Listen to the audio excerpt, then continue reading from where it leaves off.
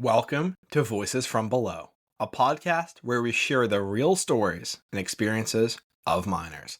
Our aim is to foster understanding and positive change by highlighting personal experiences and insights without focusing on specific individuals or organizations. The views shared here are personal and not necessarily those of the podcast team. Thanks for joining us. Hi, everyone, and thanks for tuning in to Voices from Below. Today, we're speaking with Dave, who has spent 22 years working in the mining industry, starting as a haul truck driver and advancing to roles operating various drills and equipment. Dave, thanks for joining us today, man. Thanks. And could you start off by introducing yourself and telling us a little bit more about your journey so far in mining? Yeah, so I've been doing this, you said 22 years.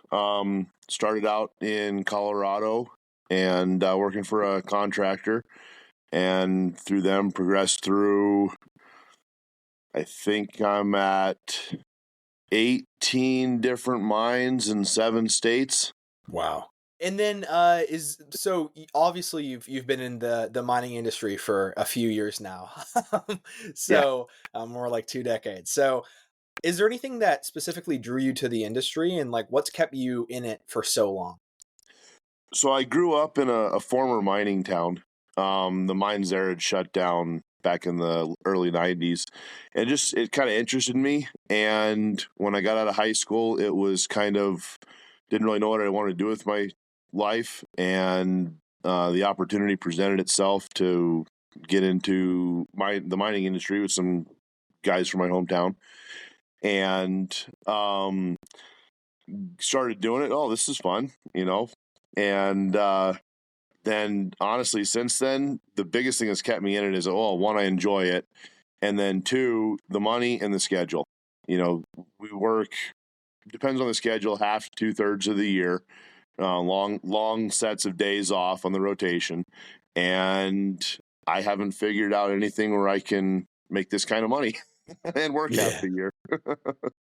Yeah. And you mentioned specifically that you got into it with one of your friends from your hometown. Was that a pretty common thing from where you were at, that mining was generally the industry that you would go into, or is that? No, not at all. Okay. I mean, it's a really small town, 600 people, and I can think of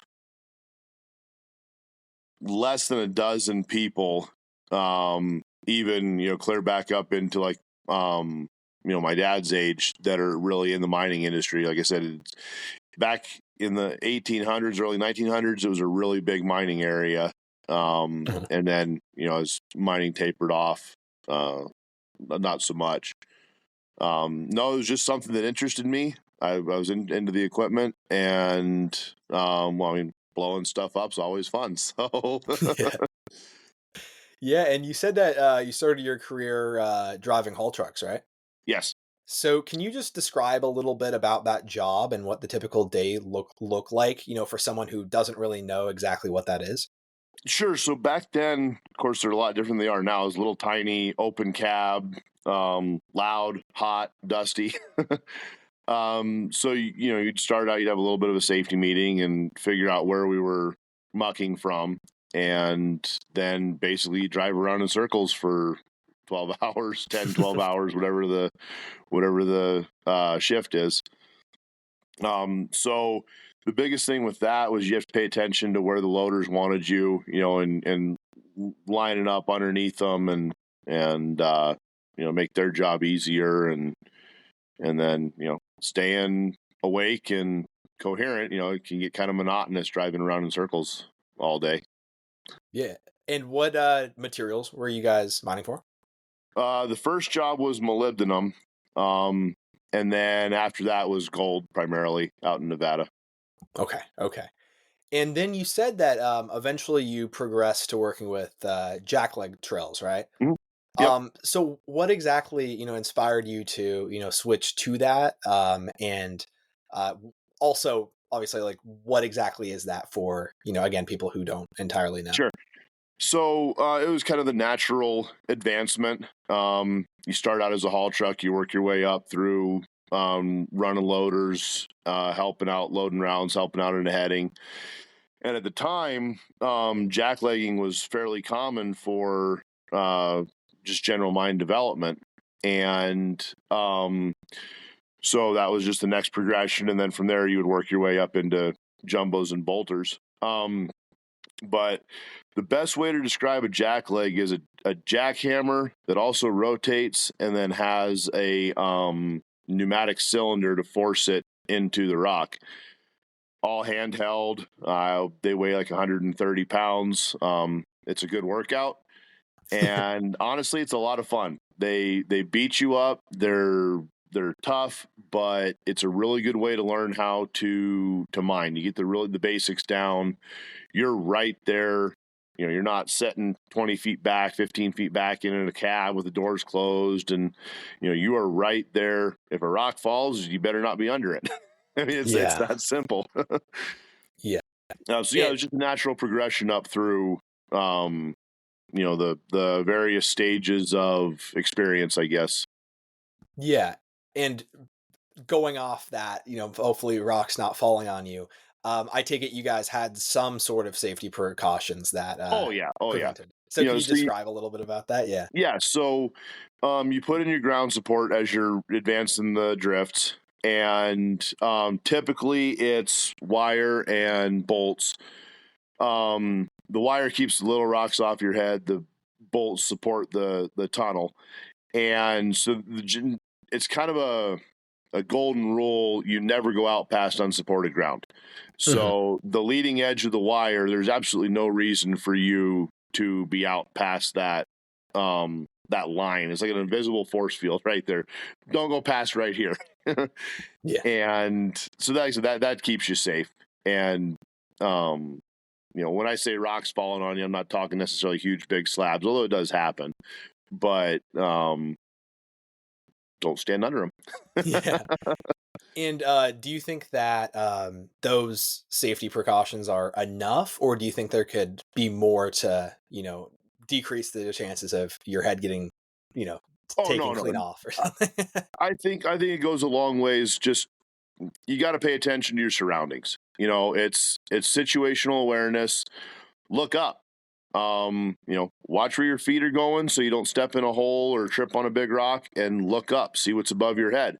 Okay, I got bolts, I've got wire above my head. I'm good. I'm not going to walk into someplace I shouldn't be. Yeah. And have you seen many accidents throughout your year specifically with that, or is it not that common? A handful. Some of the ground in Nevada, for example, where we were mining was really, really bad ground. I mean, it's just mush, mud, clay, kind of sandy stuff on occasion. But generally the companies do a really, really good job of providing what you need to support the ground. The engineers go through, they figure out you need these bolts, this wire, the bolts are spaced this far apart. And if you follow that, that's a minimum. If you feel you need more bolts, put more bolts in. It's that simple. And I think overall it's pretty good as long as you pay attention to what's going on and put the bolts in where it's supposed to be. Like I said, I've seen a few, or not seen personally, but been around a few. And I'm not saying it's perfect, but at the same time, you do what you can to make it safe. Yeah. Yeah. And then, going from that, as you said, it was just kind of the natural progression. But can you then explain, jumbos and bolters and kind of what those involve versus, obviously being a little bit more hands-on with the jackleg drills? Sure. So the jumbos and the bolters are like Cadillacs. You can sit there, especially the new ones. They pretty much run themselves, and you've got your tunes cranked up on the radio, and you're in a nice quiet cab. You don't have all that noise blasting right in your ear. Essentially a jackleg's right next to your ear, and the ones I learned on, of course, were older open cabs. They didn't have some of the new safety stuff that's on them. But when it comes down to it, drilling's drilling. It doesn't matter if you're doing it with a hand drill at the house, a jackleg underground, or a jumbo or a long hole drill. You pay attention to your feed and your rotation and how it sounds, and find that sweet spot and let it do its thing. Yeah, and you mentioned just going back for a second that it was quite loud with the jack legs. Did you guys have any sort of ear protection for that, Oh yeah, or oh yeah, okay? yeah. We had earplugs, and then muffs. When I first started, I think muffs were encouraged. Um, it was, I think now it's pretty much standard. You're supposed to have dual hearing protection. At the time, like I said, they were definitely encouraged. Most guys didn't wear them. That being said, I wore earplugs the whole time. I'm pretty religious about my earplugs, Mhm. and I'm not saying my hearing's perfect, but it's not as bad as some of the guys that broke me in. They would have been, say, 20 years Yeah, older, and half of them were deaf as a post. and I mean, is that just very clear that that deafness is from their work? I mean, Yeah, mostly. Yeah. okay, yeah. And out of all those different, all the equipment that you've been on over the years, what would you say has been the toughest to master and really get down? Um, Honestly, it was probably the bolter. Huh. Um, there's a lot to a bolter. There is and there isn't. Once you get the hang of it all, this is easy. But you've got, I don't know, depends on the bolter, but let's say you've got 10 or 15 different levers in front of you, half a dozen switches, and this switch makes that lever do this or that do that or whatever. And there's a lot of moving parts. Um, you know, Once you get the hang of it, it's easy. You can practically do it in your sleep. But the first week or so was pretty tough with that. Yeah. And specifically with those, not just being challenging, but were there any safety concerns with the jumbos and bolters too, or compared to jacklegs, which is just not really that big of Oh, I a mean, deal? compared to jacklegs, it's night and day difference. Jackleg, like I said, you're standing right there at the Yeah. face. Uh-huh. You get a front row seat pretty much if something's going to happen. Where even a small jumbo or a bolter, you're sitting, say, at least probably 15 feet back from the face. Most of them, like 99% of them, you have a canopy over your head of some sort, whether it's an open cab or an enclosed cab. You've got something over your head.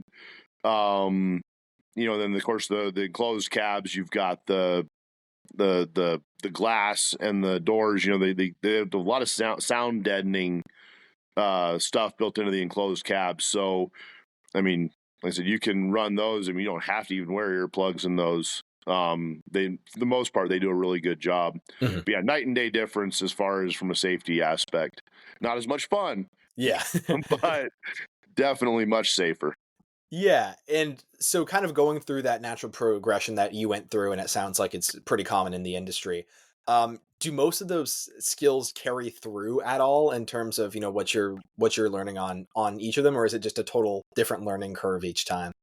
No, it's. I mean, sure, it's you got to figure out that particular machine, but um, honestly, learning how to mine with a jack leg is going to make you a much better jumbo and bolter hand because you've done it, you've felt it.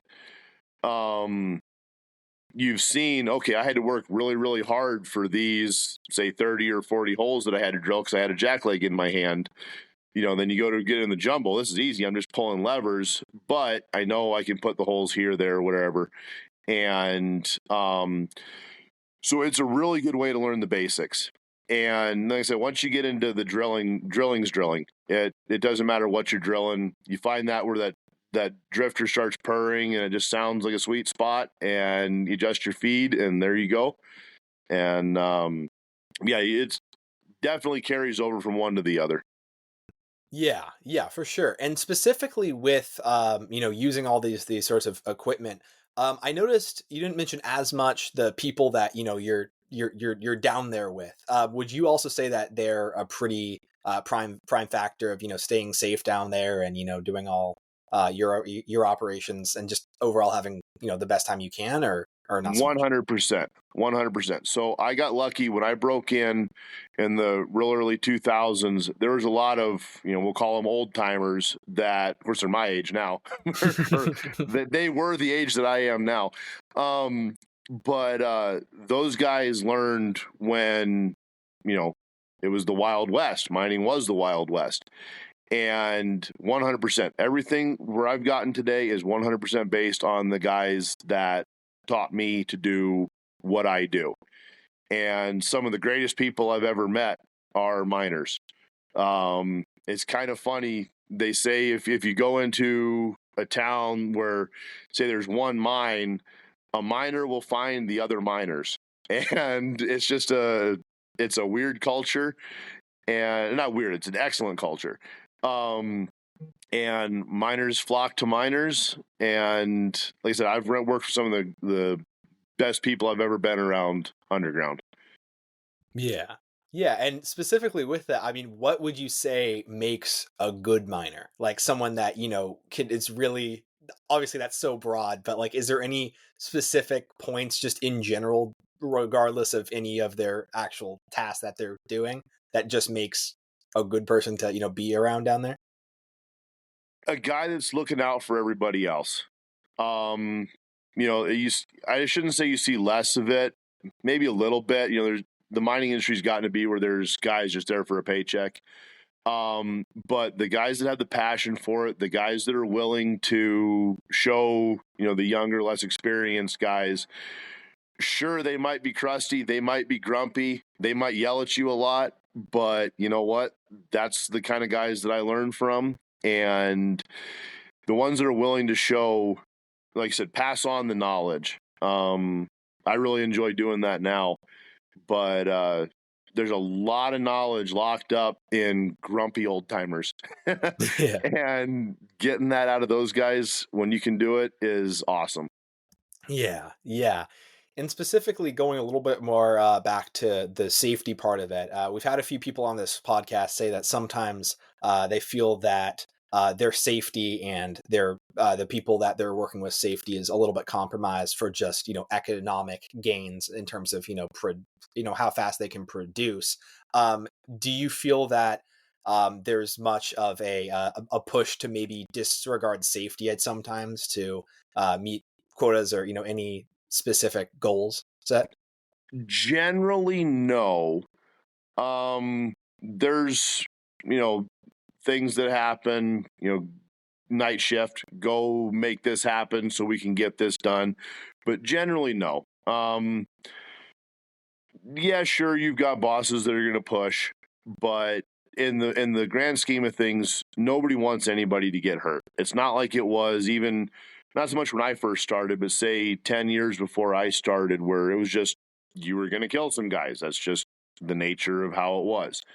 And now they've really gotten past that. I mean, like I said, you'll see it here and there, but no, generally it's safety first. A lot of that comes from the old timers and the experience, and hey dummy, you shouldn't do that. But no, I really don't see too much push of it anymore. Yeah. Some, but you're going to see that anywhere. Whether it's in a factory or a sales quota at a car dealership, you're going to see that anywhere. Yeah, and specifically, so it sounds like if there were to be from like what you've heard of accidents, it's generally just from the person themselves over like, necessarily the entire safety standard, like them messing up, or is that not the case? Not necessarily. I wouldn't say that everybody was necessarily 100% at fault. Uh-huh. There not recently. Like I said, there was some places that I've been before where production was definitely more of the culture. But then it was the individual's decision to short bolt it or whatever. And then there's been a couple that was just wrong place, wrong time. Mhm. You know, something failed, whether it was a piece of equipment Yeah. or the ground support or whatever, something just failed. And unfortunately, that's just how it was. There was nothing that really could have been done about it. Yeah, yeah. And with this stuff, I mean, do you think that specifically the companies that you've worked with and just, any other companies from, your friends or other people, do you think that they do a good enough job preparing, miners for some of the challenges that they faced down there, or what would you say? Honestly, I think training is kind of lacking. A lot of the quote old timers are, out of the industry and they've retired or passed on or whatever. And but it's kind of hard to prepare a kid that's, straight out of, pick the fast food industry job to what it's like when you're down there where you're the softest thing down there. You got big equipment running around you. It's dark. You're working long shifts and, day shift, night shift, whatever.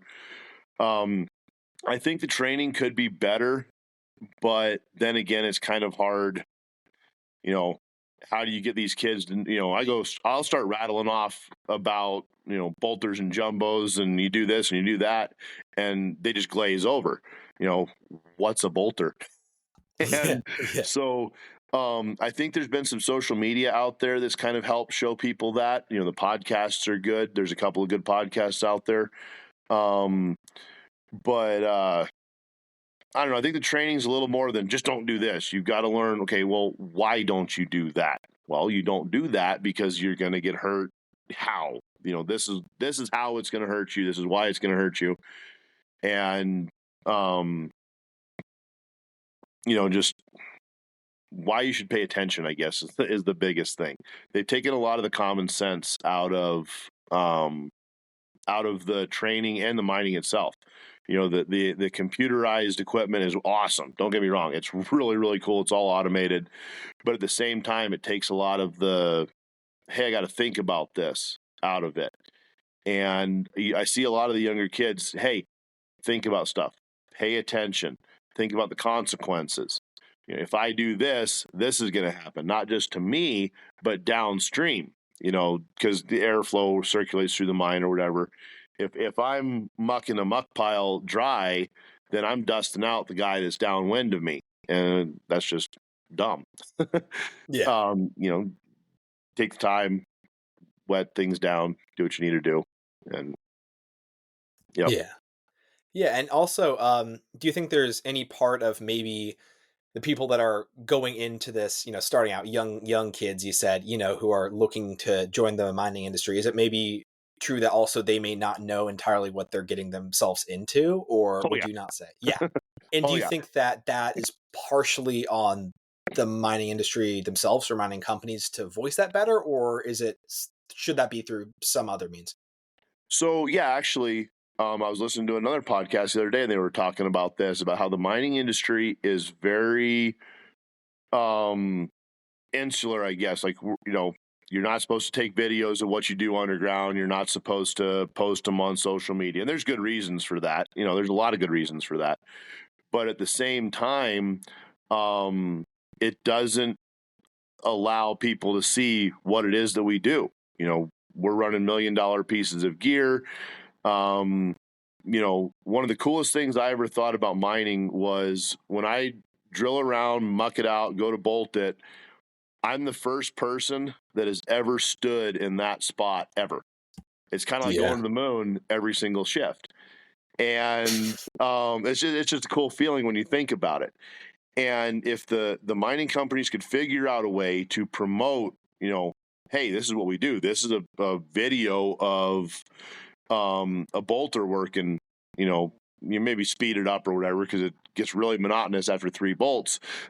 But, absolutely, I think that they could do a better job of showing what it is that we do. Like out in Nevada, for example, when I was out there, everybody more or less knows what's going on out there. It's a huge mining area. Everybody either works in the mining industry or is tied to the mining industry in some way. Where I am here in Colorado, somebody asks, well, what do you do? Well, I'm a miner. They still do that? Yeah. Yeah. We still do that. And so there's, I think they maybe have an idea, but generally they see, I can make a lot of money really fast, but they don't see that, like the new kids, they don't see that, you're going to be working 12-hour shifts. You're going to have an hour plus commute each way. The mines don't shut down. You're going to miss holidays. You're going to miss birthdays, whatever, football games. And that's just how it is. So, but I think that it could do a better job of showing what it is that we do and how cool it really is. Yeah, and specifically with all the stuff that you might be, missing out on when taking a job like this, who do you think that working in mining, who do you think it's for? What type of person would you say? Um, you've got to show, you got to be, a go-getter, show initiative. Um, Honestly, the newer gear, if you like playing video games, it's essentially what it's like. It's all joystick control, and that's kind of fun. Um, you've got to be willing to work hard. And it's I'm sure you can go get a cushy mining job, but generally you need to get down there. You need to, go within reason, of course. Um, if you feel like you have a knack for, or a desire or whatever to run, big, heavy pieces of equipment, absolutely. If you don't like the sun beating down on you all day, you want to hide under a rock, literally. Yeah. Come underground. It's great. Yeah. But if you wanted to sit down and collect a paycheck, it's not going to be for you. You can make fair, decent money someplace else. If you want to use your head, if you want to think about what you've got to do, what you're going to do, think about 3 steps ahead, planning, things like that. Absolutely. It's a good gig. And yeah, kind of asking, switching gears a little bit. I know, and we've brought this up on the podcast multiple times, people's thoughts on the environmental side of mining. And I know, a lot of people that we've had on so far have been involved with coal. And they've talked about how, they don't think that the coal industry is necessarily going, to just go away overnight. It's going to be a long process. They don't have the infrastructure. What are your thoughts on, people that say that, whether some sort of, mining should be cut back in terms of, what they're using for, the fossil fuels in vehicles or anything like that? What's your response to that? Well, it's simple. If you can't grow it, you have to mine it, drill for it, whatever. And a lot of people don't realize that, doing what we're doing right now on, I'm assuming, a laptop and a cell phone is 100% impossible without mining. Yeah. And if we're not doing it here in the United States, they're going to be doing it someplace else. The United States, well, most, we'll call them first and probably even second world countries, have very, very strict regulations on environmental permitting and regulations, safety for that matter. And no, you just can't do it without mining. And if you're doing it in the U.S., it is environmentally sound, whether it's gold mining or coal mining or lithium, whatever. Mining is probably one of the most regulated industries in the country. I worked at a mine one time. I think it took them 20 years to get the permitting through for that place. Wow. Yeah. Yeah. So you can imagine, sure, it's a gold mine. So, they were making a bunch of money once they got it done, but it was a process. Coal, I have worked coal for a minute. Those guys are awesome. I wouldn't want to do the low seam stuff like they do back east. They can have that. But the big open pit ones, you go up to Wyoming where the big open pit mines are, sure, they're quote unquote scarring the earth. But at the same time, you look where the reclamation's been done after they move through there. It's beautiful. It's grasslands. They've repainted it, or they've replanted it. They've recontoured the ground. The same out in Nevada. There's plenty of old mines out there. They've turned them into lakes. There's a couple that they've been working on, as far as I know, to turn them into like a recreation area. Some of them you have to actually really look to see, hey, that used to be a leach pad, because they've recontoured it. It just looks like a hill out in the middle of the flats. Yeah. Kind of a weird place for a hill, but yeah, okay, that used to be a leach pad. No, you got to have mining. It's that simple. Yeah. Yeah.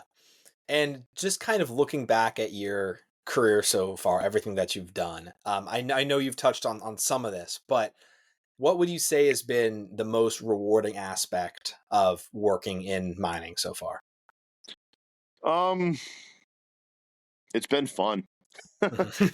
I complain about it, and I come home from work and I'm ready to quit.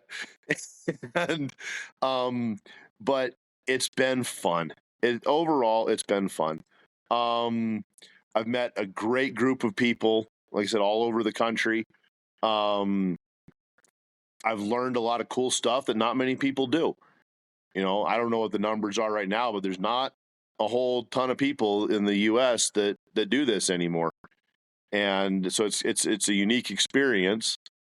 And when it comes down to it, I've learned a lot of cool skills. Not only mining skills, but how to deal with people, how to deal with being 130, 140 degrees underground. Sometimes it's hot, and this is miserable, but you know what? Whatever. The paycheck's worth it, and we had fun doing it, and it's been a good career.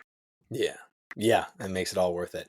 Yeah. And I know that you've said, I've already given some great advice to people that might be starting out in mining, but for someone that's, let's say, looking to kind of follow a similar trajectory to you from, moving through how you did, is there any other advice that you would give to them for like maybe the best way to do so, or what to think about, or exactly how to navigate some of this stuff?